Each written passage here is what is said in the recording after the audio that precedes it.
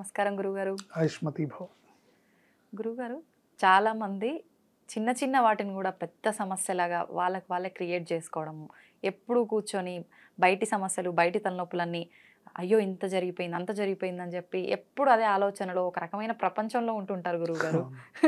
నిజంగా అసలు పిచ్చోళ్ళని అలా లేకపోతే అసలు ఏమో అర్థం కాదు. అట్లాంటి దానికి ఏదైనా పరిహారం ఉందా గురువుగారు? తప్పకుండా ఉంటుంది.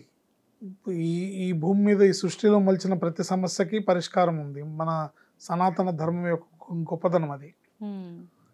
ఇప్పుడు అయిన దానికి కాని దానికి వాళ్ళు దాన్ని సమస్య కింద చూస్తున్నారంటే వాళ్ళు ఏమంటారంటే నువ్వు నా ప్లేస్లో ఉండి చూడు, నీకు తెలుస్తాయి నా కష్టాలు అంటారు. నిజంగా ఫస్ట్ వచ్చే డైలాగ్ ఇదే. నా కష్టాలు నీకేం తెలుసు అంటారు. నా కష్టం నీకేం తెలుసు, నా కష్టం పడేవాళ్ళు అనుభవించే వాళ్ళకి తెలుస్తుంది, నీకేం నువ్వు ఒడ్డు నుండి బాగానే చెప్తా ఉంటారు.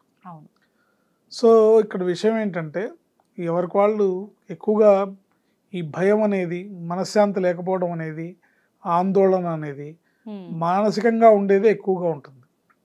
మనసుతో వాళ్ళు పడేదే అంటే నిజంగా చూస్తే అక్కడ కొంపలు అంటుకుపోయేది ఏమి ఉండదు.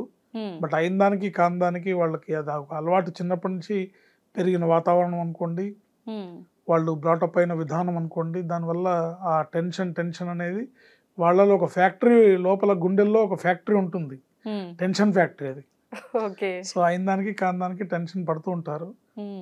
అది వాళ్ళ తప్పు కాదు, అది గ్రహస్థితి ప్రభావం. గ్రహస్థితి ప్రభావం ఉంటుంది. వాళ్ళ పేరులో ఉండే నెంబర్, వాళ్ళ పేరు ప్రభావం ఉంటుంది ఏంటి, తర్వాత వాళ్ళ ఇంటి వాస్తు ప్రభావం ఉంటుంది. ఇవన్నీ ఉంటాయి, చూసుకోవాల్సిందే మనం. అయితే ఏంటంటే మనం దైవాన్ని ఆశ్రయిస్తే సరైన మెడిసిన్ దొరుకుతుంది మనకి, సరైన మన సమస్యకి సరైన పరిష్కారం దొరుకుతుంది. దీనికి దేవి సప్తశతిలో ఒక అద్భుతమైన శ్లోకం అమ్మవారిది.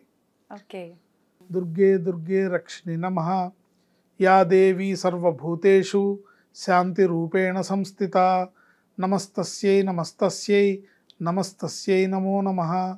దుర్గే దుర్గే రక్షిణి నమః. దుర్గే దుర్గే రక్షిణి నమః అనేది అమ్మవారి మంత్రం.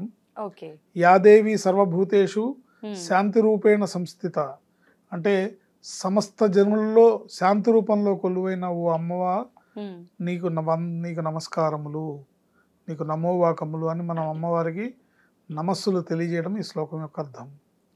సో అందరి దగ్గర ఉన్న శాంతి రూపంలో ఉన్న ఆ జగన్మాత, ఆవిడని ప్రార్థిస్తే తప్పకుండా వీళ్ళ మానసిక పరమైన రుగ్మతలు, ఆందోళనలు ఏంటి ఇతరత్ర అపోహలు అన్నీ తొలగి మనశ్శాంతిని పొందుతారు. అయితే ఇది ఎన్నిసార్లు జపించాల్సి ఉంటుంది గురుగారు? ఈ మంత్రం ఎన్నిసార్లు? ఈ జపం ఇన్నిసార్లు అనేది వాళ్ళకు వాళ్ళు నిర్ణయించుకోవాలమ్మా, వాళ్ళ పరిస్థితిని బట్టి.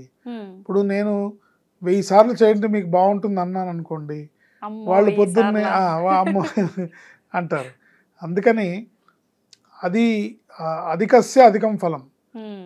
మీరు 11 సార్ల నుంచి 1000 సార్లు వరకు మీ సమయాన్ని బట్టి. అయితే ఏంటంటే ఒక 108 సార్లు చేసుకోవడం అనేది శ్రేయోదాయకం, ఉత్తమం. చేయగలచ్చు, చేయలేని అసాధ్యమైన పని కాదు. 108 సార్లు చేసుకోవచ్చు ప్రతిరోజు చేసుకొని మంగళవారం, శుక్రవారం తప్పనిసరిగా అమ్మవారి మీ ఇంటికి దగ్గరలో ఉన్న దేవాలయంలో అమ్మవారిని దర్శించి అమ్మవారికి ప్రదక్షిణలు చేసి అమ్మవారికి అక్కడ గుళ్ళో కుంకుమార్చన చేయించుకోవాలి.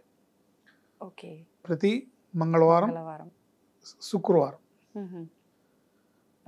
ఇలా చేసుకోవడం వల్ల అద్భుతమైన మనశ్శాంతి కరువవడానికి జరిగిన అంశాలు, మనశ్శాంతిని కోల్పోవడానికి సంబంధించిన అంశాలన్నీ కూడా వాళ్ళకి దూరమై చక్కటి మనశ్శాంతి పొందుతారు. సో మంత్రాన్ని రోజు చదువుకోవాలి. ఒక నిర్ణీతమైన సమయము, నిర్ణీతమైన సంఖ్య మీరే నిర్ణయించుకోండి. ఒక 40 రోజులు. అంటే ఒకసారి నేను ఇన్ని సార్లు జపిస్తా అనుకుంటే అదే కౌంట్ కంటిన్యూ చేస్తే మంచిది. అంటే ఒక రోజు ఎక్కువ, ఒక రోజు తక్కువ. ఇప్పుడు మనం భోజనం చేస్తే రోజు ఎంత తింటామో అంతే తింటాం, కానీ ఒకరోజు 3 పూట్లకు సరిపడా, ఒకరోజు గుప్పెడంతం తినలేం కదా. సో సముచితమైన ఆహారాన్ని మనకు కావాల్సినంత ఎంత తీసుకుంటామో అట్లాగే ఈ మంత్రం అనేది కూడా నిర్ణీతమైన సంఖ్యతో ప్రతిరోజు ఒక 27 సార్లు లేకపోతే 54 సార్లు 108 సార్లు శ్రేయస్కరం. ఏంటి 1000 సార్లు అనేది ఉత్తమోత్తమం. టైం ఉంది, ఇప్పుడు మీ వారు మీ పిల్లలు స్కూళ్ళకి ఉద్యోగాలకి బయటికి వెళ్ళిపోతే మీకు పని లేదు, టైం ఉంది అనుకోండి, చక్కగా మంచి శుభ్రమైన ఉతికిన వస్త్రం కట్టుకొని ఒక మూలకు కూర్చొని అమ్మవారు ఎదురకుండా చక్కగా జపం చేసుకుంటూ కూర్చోవచ్చు. అక్కడే మనసు అది ట్రైనింగ్ అవుతుంది, మనసు శాంతిని పొందడానికి ట్రైనింగ్ అవుతుంది. అట్లా కూర్చోవడం, అమ్మవారి పాదాల దగ్గర మన మనసుని లగ్నం చేయడం, అట్లా అది అలవాటు చేసుకోవాలి. అంటే మనం హడావుడిగా తిరుగుతూ ఉంటాము, కానీ మనశ్శాంతి వచ్చేసేయాలంటే మనశ్శాంతి లేదండి మనశ్శాంతి లేదండి అంటే నేను అడిగాను, ఏ మార్కెట్లో దొరుకుతుందండి అది?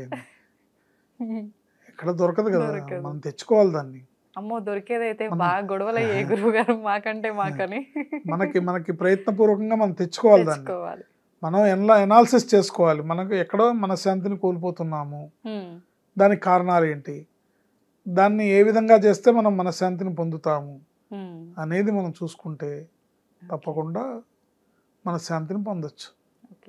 40 రోజులు నిష్టగా చేస్తూ ప్రతి మంగళవారం శుక్రవారం అమ్మవారిని దర్శిస్తూ ఈ మంత్రాన్ని జపించుకుంటే మీ మనశ్శాంతిని కోల్పోవడానికి ఎటువంటి కారణాలైనా సరే అవన్నీ సరిచేయబడి అమ్మవారి అనుగ్రహంతో మీరు అవన్నీ దాటుకొని అన్నిట్లోనూ విజయాన్ని పొంది మీరు మనశ్శాంతిని పొందగలుగుతారు. ఓకే, అయితే గుడికి వెళ్తే సరిపోతుందా గురుగారు మీరు అన్నట్టు, లేదంటే ఇంట్లో కూడా పూజా కార్యక్రమాలు ఏమైనా చేసుకోవాల్సి ఉంటుందా? ఇంట్లో చేసుకోవాలంటే కొంచెం నియమనిష్టలతో ఉండాలి. అది మీరు నిర్ణయించి, అంటే ఆలోచించి మీ కుటుంబ పరిసరాలు ఎట్లా ఉన్నాయి, మీరు ఇల్లు వాకిళ్ళు మీరు ఎట్లా పెట్టుకుంటున్నారు ఏంటనేది ఇంట్లో కూడా చేసుకోవచ్చు. ఇంట్లో చేయకూడదని ఇల్లును మించిన గుడి ఏముంది, ఇంట్లో కూడా చేసుకోవచ్చు, గుళ్ళో కూడా చేసుకోవచ్చు. అంటే సేమ్ కుంకుమార్చన ఇంట్లో కుంకుమార్చన చేసుకోవాలి.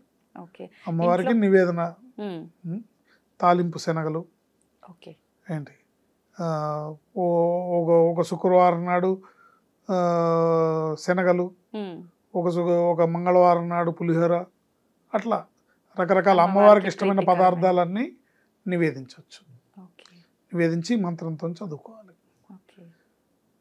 అయితే గురువుగారు మనం ఆలయంకి వెళ్ళినప్పుడు అంటే ఓకే, మనం అక్కడ ఆలయంలో కూడా ఈ మంత్రాన్ని జపించవచ్చా? తప్పకుండా, ఎందుకంటే ఆలయానికి వెళ్ళినప్పుడు మీరు శుభ్రంగా స్నానం చేసి మంచి పరిశుభ్రమైన వస్త్రాలతో వెళ్తారు కాబట్టి చేసుకోవచ్చు, బ్రహ్మాండంగా చేసుకోవచ్చు. శుక్రవారం మంగళవారమే కాకుండా మీరన్నట్టు వీలైతే డైలీ మనకు నియర్ బై ఉంటే డైలీ చేసుకోవాలి మంత్రము. మంగళవారం శుక్రవారం తప్పనిసరిగా గుడికి వెళ్ళమంటున్నాను. ఒకవేళ కుదిరితే డైలీ వెళ్తే ఇంకా అది మంచిది. కుదిరిందనుకోండి మంచిది. రోజు ఆలయానికి వెళ్ళడం కూడా చాలా అమ్మవారి అనుగ్రహం మనకు లభిస్తుంది. ఇంట్లో అంటే చేయాలంటే ఎటువంటి నియమాలు గురుగారు? ఇందాక మీరు అన్నారు కదా చాలా నియమాలు పాటించాల్సి ఉంటుంది అని చెప్పి. అంటే ఇప్పుడు కాలమాన పరిస్థితులను బట్టి సందర్భంలో అందరూ కూడా మడి ఆచారము అనేది పాటించడం అనేది అంత కుదిరే పని కాదు కదమ్మా. అందరూ భార్యాభర్త ఇద్దరు ఉద్యోగాలకి వెళ్ళాల్సిన పరిస్థితి, లేదా ఒకవేళ హౌస్ వైఫ్ అయినా కూడా తను ఇంట్లో పని చేయకపోతే, తను వంట చేయకపోతే గడవని పరిస్థితి ఉన్నప్పుడు పూర్వకాలం అంటే ఉమ్మడి కుటుంబాలు ఉండేవి కాబట్టి ఆ ఇంట్లో ఒకళ్ళకి ఏదన్నా అడ్డంకి వచ్చినా, నెలసరి అడ్డంకి వచ్చినా ఇంకోళ్ళు ఎవరో ఏదో పని చేసి ఉండేవాళ్ళు, వీళ్ళకి రెస్ట్ ఇచ్చేవాళ్ళు. ఇప్పుడు పరిస్థితి అలా లేదు కదా. సో అందువల్ల ఇది ఎవరికి వాళ్ళు ఆలోచించుకొని నిర్ణయం తీసుకొని తగు రీతిలో మనం ఏది శ్రేయస్కరమో ఏది శ్రేయోదాయకమో మనకి తెలుసుకొని, అన్నీ అందరూ చెప్పక్కర్లేదు, మన అంతరాత్మ కూడా మనకు కొన్ని తెలుస్తాయి కదా. మనం ఏది మంచి అనుకుంటున్నాము, ఇప్పుడు మనం గుడికి ఎలా పడితే అలా వెళ్ళంగా, ఏ రోజుల్లో పడితే ఆ రోజుల్లో వెళ్ళము, ఏ పరిస్థితుల్లో పడితే ఆ పరిస్థితుల్లో వెళ్ళం కదా. అట్లాగే ఇంట్లో పూజ చేసేటప్పుడు కూడా ఆ పరిస్థితిని మనం, వాతావరణం మన ఇంట్లో ఉందా లేదా చూసుకొని చేసుకోవాలి. ధన్యవాదాలు. ఆయుష్మతి భవ.